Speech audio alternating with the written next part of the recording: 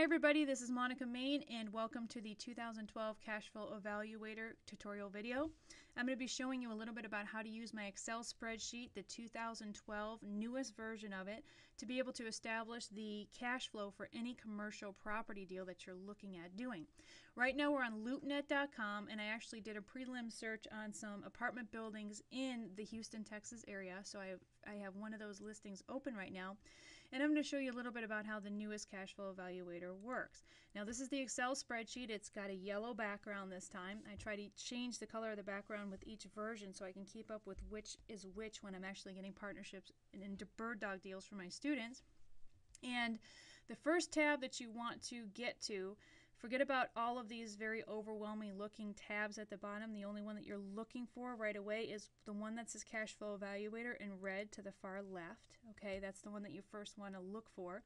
And you're going to have some default numbers plugged in already by my tech guy, Raphael, who actually created this final version of this program.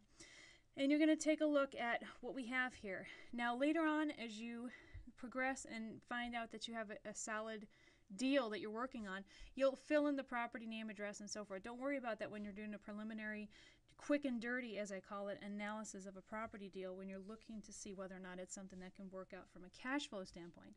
So when you're looking to see right away whether or not you're looking at a cash flow property, you want to take a look at the acquisition information section and of course the occupancy sections first, okay?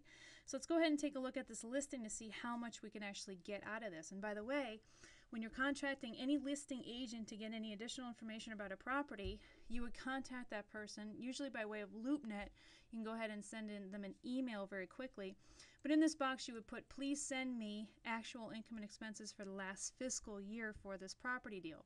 You want actual income and expenses rather than pro forma, because pro forma is any pie in the sky future potential amount that they can give to you.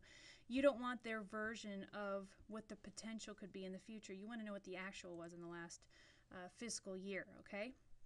Now it looks like they're giving you pro forma numbers, and in a perfect world that this would say actual, and in the perfect world this would say 2011, but it seems to me like they have a very low occupancy level on this property. It looks like it's only 36%. So they don't want to actually give you the actual income and expenses on this property because it looks like it was very poorly performing. So we're going to pretend like this does not say pro forma, this actually says actual for the purposes of this presentation, so I could show you how to actually input the numbers into your cash flow evaluator. Now there's a couple of different numbers you're going to see on some of these listings that you're looking at. One's going to be called scheduled gross income, and the other is effective gross income. The only one that you really care about is effective gross income, which is typically lower than scheduled. The reason being is because effective is actually what was received, and scheduled is what they expected to receive and didn't quite receive, okay?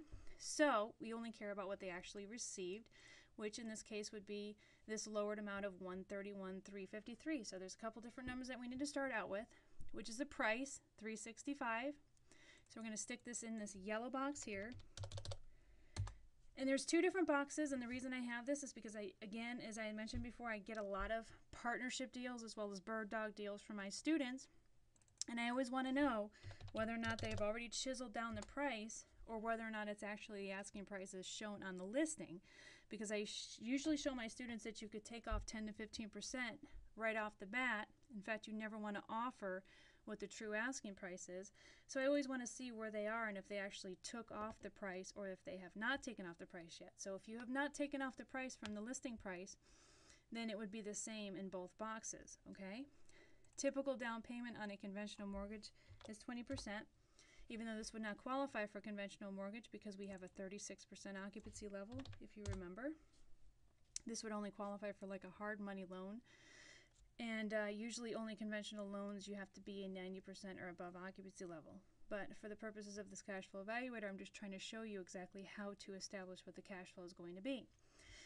Okay, so we have this in. Don't worry about any of this stuff right here because again, I'm not trying to make this overly complicated. First position is the first loan that's going to be on the property, and as I discussed with you before, if you're looking for a conventional loan, you have to have a 90% or above occupancy. It's going to be an 80% LTV of the total purchase price. And of course you have a second position, which is 20% if you're trying to get private seller financing. You're not going to get a hard money lender give you a second position loan on a down payment. so don't think that you are. But you can get different private seller types of arrangements to where they're actually helping you with the down payment portion and privately funding that for you.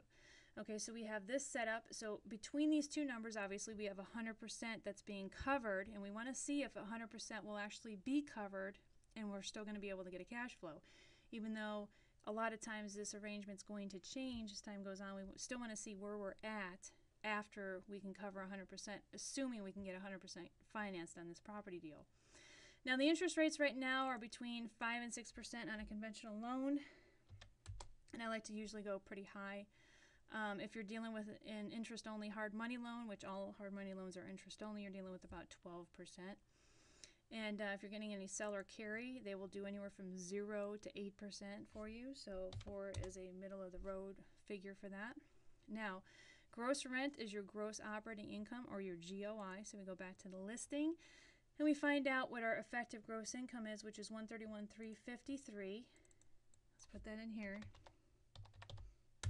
Okay.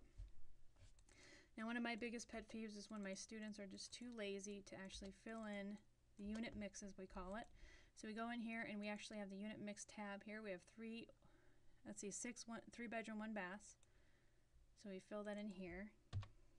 Put 3-1. And then we have 6. Let's see. And it looks like they're going for $600 per unit. And then it looks like we also have 16 2-1s. And it looks like they're going for 510. So now I just figured out where they got this 141 120 figure, because if you remember, under scheduled gross income, it looks like they're assuming that if you get 100% occupancy, this is the number that you're going to look at right there. Okay? Okay. So now we have our unit mix, they call it. And this is the side that you're going to fill out if you have residential, commercial property, mobile home parks, or if you have smaller units, like even if you have a few different single-family homes, a duplex, or a quad, they call it, which is a 4-plex, you could stick it on this side. If you have commercial property, you stick it on this left side over here. Okay, and if you have other income, like say a laundry room, for example, you can put that information here, but obviously we don't have that, so forget that. And then if you have a property that's performing at 100% occupancy, then you have to have what they call a vacancy loss factor, because no lender will allow you to claim 100% occupancy even if the property does do that, because they're like, well, what if some of the tenants actually move out? So if some of the tenants actually move out, then you have to take a 5% possibility factor in there in case a small amount does move out. And so that's why they require, lenders and banks will require that 5% vacancy loss factor there. And then other losses would be any potential other losses that you might have. And then, of course, you have your GOI, which is your gross operating income. Okay, and then a lot of times when you're dealing with listings like this, they're not going to give you itemized expenses. You have to ask the real estate agent for them. So you have your operating expenses, which is $52,803. So you can actually stick that in the lump sum box. Okay, and for replacement reserves, all commercial appraisers and lenders require that you have 2.5%. This is in case anything actually happens to the property, you need to replace anything. And this is not actually an expense that's paid out, but it's more so an expense that's saved in the event that you actually have to deal with a replacement of some kind, because no property owner ever functions and operates a property without ever replacing anything ever. So that's where you get this figure from. So just imagine that this is your piggy bank amount that you'd put into a phantom piggy bank every year for replacement of different items. Don't worry about any of this stuff here, and then you actually end up with your cash flow right here. Annual cash flow is $46,000. Monthly cash flow is a little over $3,800 a month. Okay, you have a DCR, which is a debt coverage ratio, which is a figure that banks use. Banks need to see usually about 1.2 or above to be able to lend money on your property for you. And your cap rate, anything above 9% is actually really good. So this is a good cap rate. But remember though, we only have a 36% occupancy. So this is based on a future projection of what could happen with this property in the future time when we do fill up the occupancy level a little more. Okay, so this is the cash flow evaluator. And again, you normally fill in the itemized expenses, but you have to get that information from the actual listing agent himself. Another thing you should know is that when you're dealing with expenses, usually on buildings, especially this size 22 units, you're dealing with a 50% expense ratio in most cases. So if 131,000 is your gross rent, then divide that in half, and usually it would be about 65,000, just about 66,000 that would actually be your expenses to operate this property. So this is actually off, it's a little low, and this would actually be a figure that would not be accurate. So we want to make sure that you have a 50% expense ratio put in there. And mobile home parks are typically lower than that. Larger properties, such as 100 unit apartment buildings, would be higher than that, especially those that function in the north where it's colder. You're going to be dealing with anywhere from a 55 to 65% expense ratio against your GOI, or your gross operating income, or your gross receipts that you receive. Okay, so we did this part. Now there's other parts at the bottom that we need to take a look at. There's property notes. You can stick anything in there about a real estate agent or any information that you have from the seller. You have your speedy asking price, your speedy price finder, which gives you a summary of everything, your asking price finder. I have a rule of thumb that I like to make $25,000 in cash flow per million in asking price, so you see where you're at.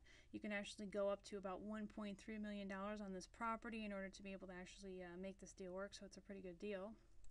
Net operating income. This is in the event that you go to a listing and the only number that's in the listing is this and nothing else. You'll come across that quite a bit. So you can actually plug in the 78,549 number, 78, and actually get a cash flow if you are provided with absolutely no other information on the listing, because you will find that quite a bit in a lot of these different listings where you literally click on a listing and you're only given an NOI, or net operating income. And by the way, if you ever come across a property deal where the price is not disclosed, you can literally type in any number in the cash flow evaluator. You have to type in something. You can't just have nothing in this yellow box here. Type in $1 million or whatever you want, and you go to asking price finder. It'll tell you where you need to be, or what the asking price should be in the perfect world if the cash flow balances out the way they say it does with the gross operating income and the expenses. And so that's the nice part about this asking price finder, is if you ever come across these listings where the price is not disclosed, you could literally type in any amount. You do have to type in something. So you type in $1 million or something here, then you go to your asking price finder, and it'll tell you right on this line here the asking price supported by your cash flow, and you will come up with a number for them, and it will be pretty close to what market's supposed to be. Okay, then you have other new tabs down here. I did have some of these tabs like DPA or down payment assistance. We have rehab analysis. If you ever want to do some kind of rehab and you want to figure out what you would need financially to be able to make that work, you can go ahead and fill this in. The very first line is your post-rehab value per door or unit. Now, many times you're not going to know this, so we put in a default of $35,000 a door, which is typical in most areas of the country. Not always the case, but you know, it's a good I guess you could say rule of thumb to have for this current economy.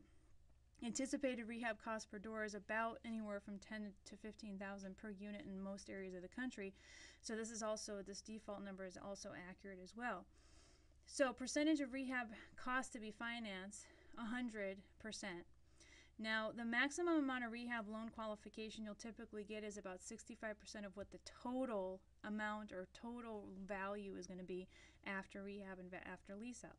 So you'll qualify for approximately $715,000, because it's based on this $35,000 per door times 22, which is the amount of units we actually have in this particular building, and tells you how much of a rehab loan that you'll get, which is of course a loan that you'll get after you close escrow. So this will help you actually figure out some of your rehab analysis. Down payment assistance, if you're using DPA, which is a loose, unofficial term that I still use, which does not exist in the commercial industry anymore. So if you can ask anybody about DPA, they're not going to be able to help you at all.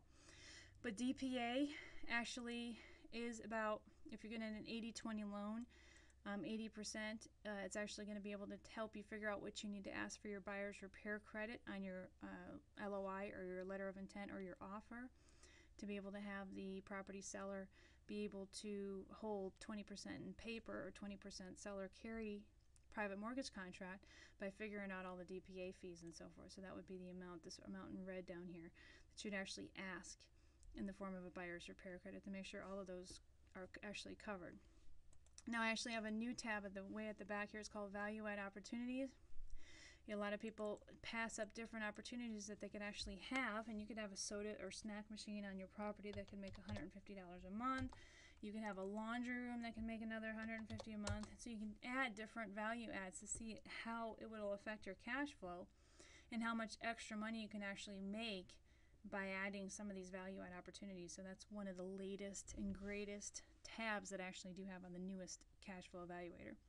Okay, everybody, I think I covered a lot of this. If you still don't understand how to work this, you can always send me an email, and you can go ahead and send it to info@monicamain.com. That's info@monicamain.com, and I'll be more than happy to assist you in addressing any other questions that you might have about the 2012 Cash Flow Evaluator.